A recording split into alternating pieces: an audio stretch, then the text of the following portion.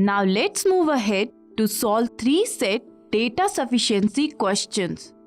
In these type of questions, 3 statements will be given and there is no fixed set of options. For every question, different set of options will be given. What, ma'am? No directions will be there? Only options? Yes, Vidya.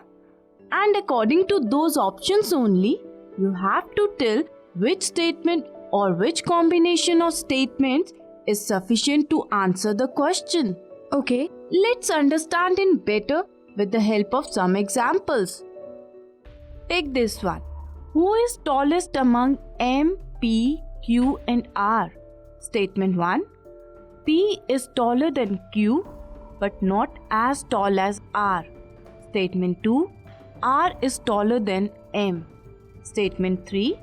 M is taller than P but not as tall as R. And the options are given on the board. Ma'am, here also I'll check all the statements individually and then combination of all the statements.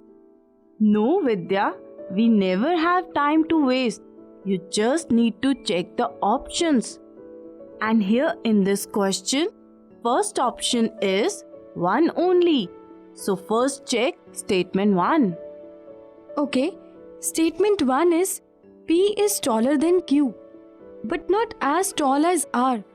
So we can write it as P is taller than Q but not taller than R. Wait, Vidya. Always solve such questions in a symbolic form. Use greater than for taller than, smaller than for shorter than, and equal to for equal heights. Got it, Vidya? Yes, ma'am, I got it. It will save me a lot of time. Thus, we can write statement 1 as P greater than Q but smaller than R, or R greater than P greater than Q. But there is no information about M.